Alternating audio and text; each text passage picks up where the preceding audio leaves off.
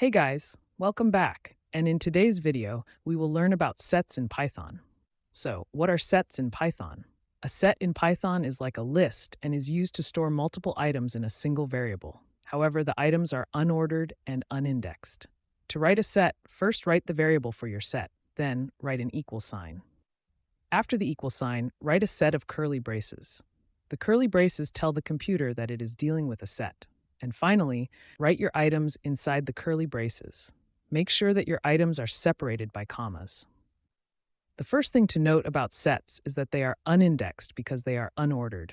Sets are like a bag of marbles. There are no first marbles because everything is unordered.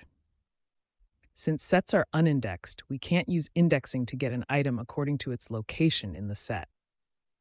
The second rule is that there are no duplicates. Unlike lists and tuples, if an item appears twice in a set, it will be counted as one. Since the cake item appears twice in my set, if I print our set, it will show only one cake item for our set. Also notice how every time I run the program, the order of the items in our set is different.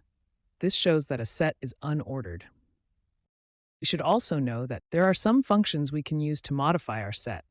The first function would be the add function. It is used to add an item to a set after it has been created. To write the add function, first write the name of the set you want to add your item to.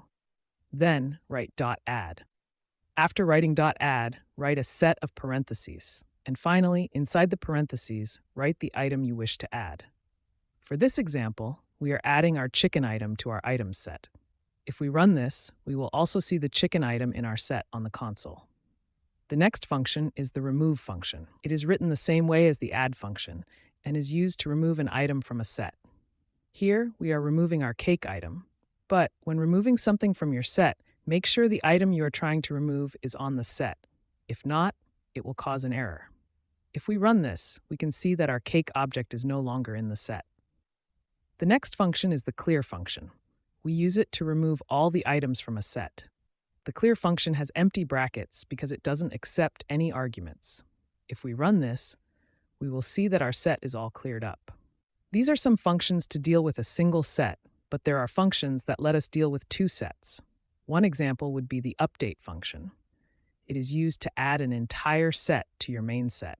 Here we have the items set, but we also have a food set. The update function adds a second set in the parentheses to the first set at the beginning. So the first set is the receiver. If we print our items set after updating it, we can see all the items from both sets in the same set. The next function we have is the intersection function.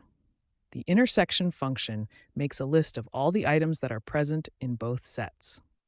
If we run our code, we can see that the only item that these two sets have in common is the pizza item. The final function we will discuss in this video is the difference function.